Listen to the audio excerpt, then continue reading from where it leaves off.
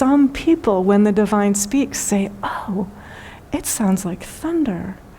Some people, when the divine speaks, say, oh, it sounds like a messenger of light speaking. Some people, when the divine speaks, hear the divine speaking glory, the divine speaking that which is imperishable, the divine speaking that which is real, the divine speaking eternal love is here. I also want to acknowledge, this is from John 12, the passage immediately prior to this. There can be discomfort associated with expansion. So Jesus says, verily, verily, I say unto you, except a corn of wheat fall into the ground and die, it abideth alone. But if it die, it bringeth forth much fruit. This teaching doesn't mean that we have to go through this process the same way that Jesus does, but it means we must die to identifying with limitation. We must die to identifying with the illusion of separateness. That is required for us to expand into universal love, to expand into eternal love, into that perfection, which is the voice of Krishna, the voice of bliss, moving up and down our spine. And that's what the Buddha refers to as nirvana. It's just the extinction of that which is finite. It's letting go of identifying with anything that is perishable.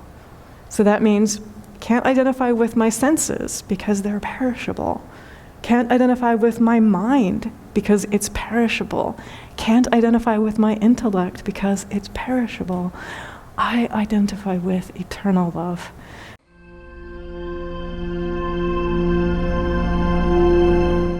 Amen and welcome, 1,000 welcomes. We are meditating today. This is the second in our series, Divinity Walking This Earth. And we're focusing specifically on God Speaks. So again, divinity walking this earth, God speaks. And both parts of today's topic come from Swami Nityananda, who was my wonderful, amazing teacher and who founded this meditation community. As we heard, that happened November 3rd, 50 years ago. So November 3rd, we're celebrating the 50th anniversary. And one of the things that Swami Nityananda says is, everyone I see is divinity walking this earth. And so as he says that, he's inviting a realization that is available, present, possible for each one of us to realize. He is able to see everyone as divinity walking this earth because he's in contact with the divinity within himself. And so he says, turn within and acknowledge the divinity within yourself. Then you will be able to keep your eyes open outwardly and be in contact with the divinity in everyone and everything that you see. And so that's our practice. As we are embarking upon this meditation, we are turning within and acknowledging the divinity within ourselves. We're asking for what Swami Sri Yukteswar refers to as perfect purity of heart. Perfect purity of heart is simply that natural, pure love that is our own heart's natural, pure love. Allowing our heart to be open, and there's nothing blocking the natural, pure, spontaneous expression of that love. And so Acharya Kashi just gave an example for her dad. It was the most natural thing imaginable to extend dad support to everyone whom he encountered. And so that's his natural heart's pure love sharing itself. So for each one of us, it's to turn within and to acknowledge that divine energy, that natural, pure heart's love within each of us, and then to allow that spontaneously and wisely to share with us and through us, right where we are, right in the midst of daily life. Swami Nityananda also says this, God is in the sound of everything and everyone. God is speaking always. Welcome. My name is Dhruv. I have the honor of serving as a community teacher here at Awake Yoga Meditation. We believe it is possible to live in joy and freedom every day. If you like the content you are about to watch, please like, share, subscribe down below. Thank you and enjoy. And so we're cultivating the clarity of vision and awareness, the clarity of hearing God speak continually. Know that God is everywhere. Find God everywhere. Love God Be still. Listen within. God speaks. So there are these waves of thought that humans experience.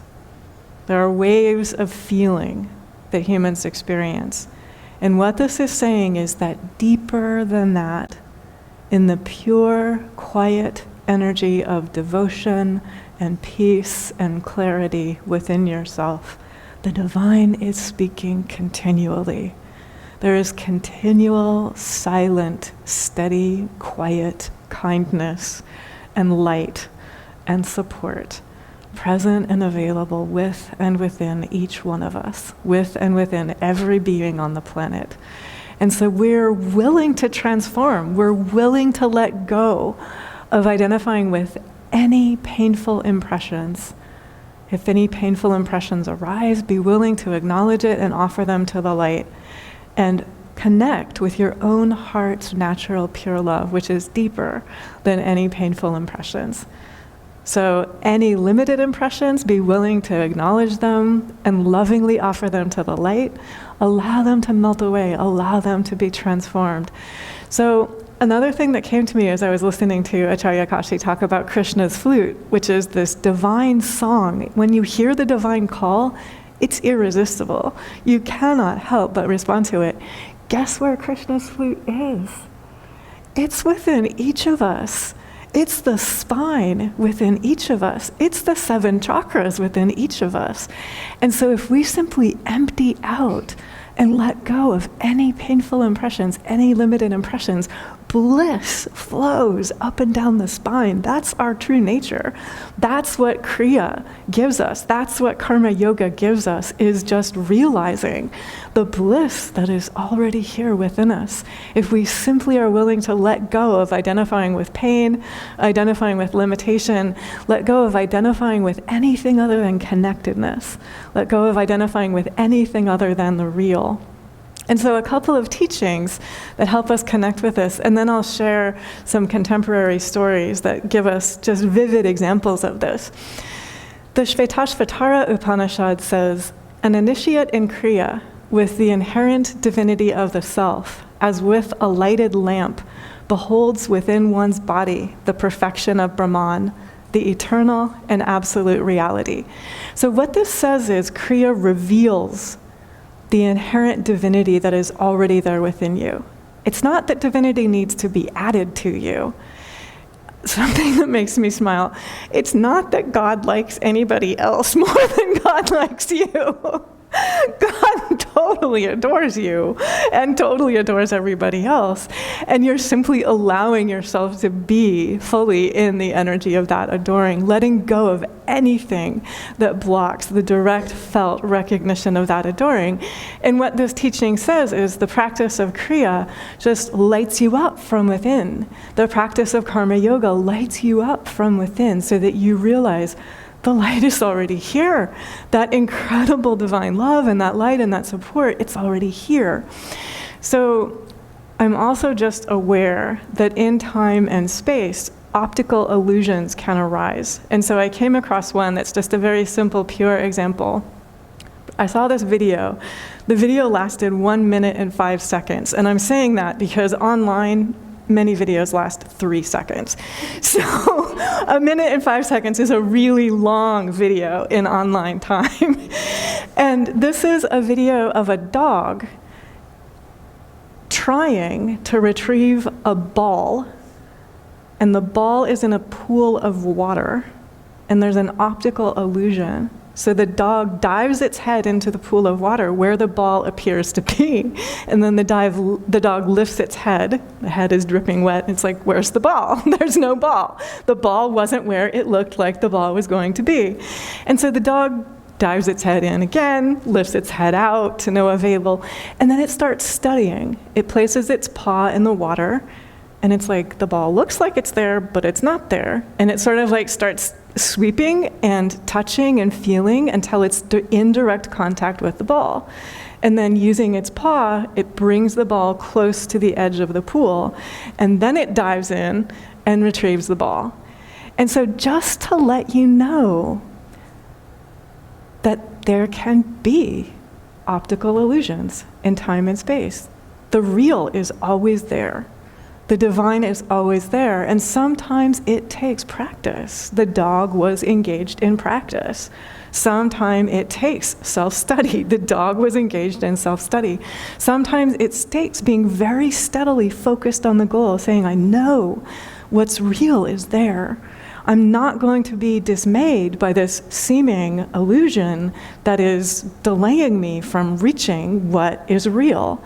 And so the dog just kept going. The dog kept playing, the dog kept studying, and the dog was very focused on that ideal. It knew the ball was there, it knew the ball was real, and it was retrievable. And so it went for it, and it demonstrated this connection with what is real. And so for each of us, it's going to be a different optical illusion, but just let yourself identify, is there anywhere I have been identifying with the illusion of separateness, with the illusion of something that is unreal? The yogis say what is real is eternal love. Have I been identifying with anything other than that? The yogis say what is real is that which is imperishable. Have I been identifying with anything other than that? If so, I love myself so much that I'm willing to melt away that identification and go for what is perfect, go for what is real, go for what is imperishable. So I have another story, and this is an example about how we are all so connected, and we all have the opportunity to help. And this is just an example that crossed my path, made tears stream down my eyes. And it's a story of two women who had worked together and knew each other like in a friendly way, but not in a particularly close way. And then they crossed paths. And when they crossed paths, it turned out to be a pivotal contact, a moment of connection in the life of both of them. One of the women was experiencing kidney failure, and so she was fighting for her life. And she was on a list for a kidney transplant, and it was like a 5-year wait on the list. All of the people in her family had lovingly gone through the testing process to see if they were a match. They were not a match. And so this woman was walking at work and met this other woman whom she knew distantly. It was friendly but not close. And she said, "This is what's happening with me. My kidneys are failing, I'm fighting for my life, my whole family just failed. They're not a match for me."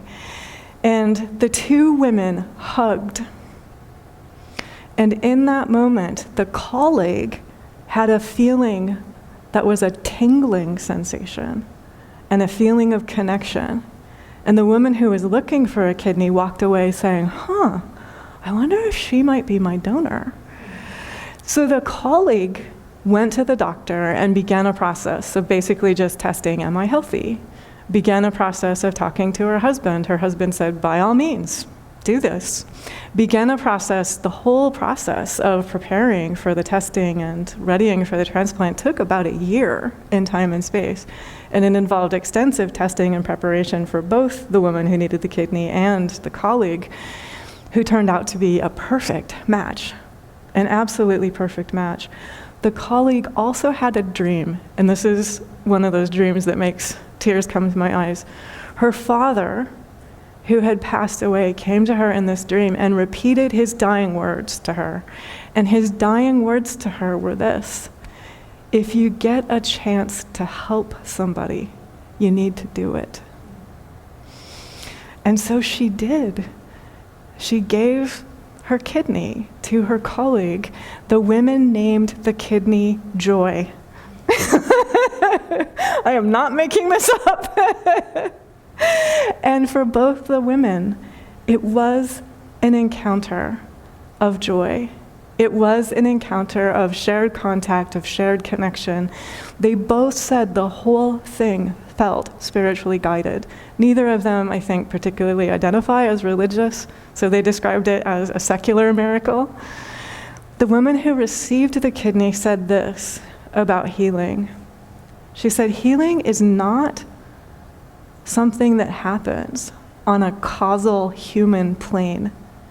Healing comes from the same place that reconciliation comes from. Healing comes from the same place that nonviolence comes from. So for each of us, we are invited to be that healing, whatever we are healing. So it might be the physical body, it might be the emotional heart, it might be thought patterns. If we have any thought patterns that are recursive or spiraling or non-helpful to ourselves, whatever it is that we are healing, if I'm identifying with any painful impressions, any limitation, any illusion of separateness, I'm asking the divine, as Sri Yukteswar puts it, please grant me a perfectly pure heart. When I have a perfectly pure heart, this is what Sri Yukteswar says. It is in accordance with traditional yogic teachings, and if we have time, I'll share some more. But he says, we have the ability to turn all of our attention within. When we turn all of our attention within, what the Bhagavad Gita tells us is we become aware, we experience a self-revealing reality. I am continually experiencing a self-revealing reality. Remember what I said? Swami Shankarananda says, everyone I see is divinity walking this earth. That's because reality is self-revealing. He's aware of divinity within himself, so he's aware of divinity in everyone. Adi Shankar, who founded the ancient Swami order, who codified the teachings of non-dual awareness. Swami Shankarananda is named after Adi Shankar. Adi Shankar says the same thing. He says this universe is like a city seen in a mirror. It appears to be outside. It's actually within. So another way of putting this is everything I hear is reflecting back to me where I am in consciousness, where I am in awareness. There's a teaching from John 12 which confirms this. Jesus says, Father, glorify thy name. Then came there a voice from heaven saying, I have both glorified it and will glorify it again. The people, therefore, that stood by and heard it, said that it thundered. Others said, an angel spake to him. It's the same teaching. They hear according to their consciousness. So some people, when the divine speaks, say, oh, it sounds like thunder. Some people, when the divine speaks, say, oh, it sounds like a messenger of light speaking. Some people, when the divine speaks, hear the divine speaking glory, the divine speaking that which is imperishable, the divine speaking that which is real, the divine speaking eternal love is here. I also want to acknowledge, this is from John 12, the passage immediately prior to this. There can be discomfort associated with expansion. So Jesus says, verily, verily, I say unto you, except a corn of wheat fall into the ground and die, it abideth alone. But if it die, it bringeth forth much fruit. This teaching doesn't mean that we have to go through this process the same way that Jesus does, but it means we must die to identifying with limitation. We must die to identifying with the illusion of separateness. That is required for us to expand into universal love, to expand into eternal love, into that perfection, which is the voice of Krishna, the voice of bliss, moving up and down our spine. And that's what the Buddha refers to as nirvana. It's just the extinction of that which is finite. It's letting go of identifying with anything that is perishable. So that means can't identify with my senses because they're perishable. Can't identify with my mind because it's perishable. Can't identify with my intellect because it's perishable. I identify with eternal love and with faith. And that helps me be in contact continually with that faith, that eternal love, that divinity, which is alive, which is the core, which is the light, which is the life, which is the love, which is the laughter, which is the joy, which is the healing, which is the reconciliation, which is the generosity, which is the, if you have a chance to help somebody, you need to do it. in exactly the way that the divine loves to do it through you. So for those two women, it was that particular exchange. For all of us, Swami Shankarananda says, if self-realization is present, karma yoga will be present also. You cannot help it. If you are aware of this divine energy of that which is imperishable, that which is perfect, naturally karma yoga arises. Naturally that bliss moves up and down the spine. And so for each of us, Jesus says, now is my soul troubled. And what shall I say? Father, save me from this hour? For this cause came I unto this hour. It's letting us know there are things everyone goes through that are uncomfortable. If we find ourselves facing an hour like that, keep going. Eternal love is with you. This is why you are here, because eternal love is with you. And so allow that divine purpose, allow that Father of lights in whom there is no shadow of turning, with whom there is no variableness, allow that to live. Allow that to be. Allow that to bring the energy of healing, the energy of love, the energy of cooperation, the energy of reconciliation, the energy of nonviolence within you. When you live in that way, you live in joy. You live in eternal love.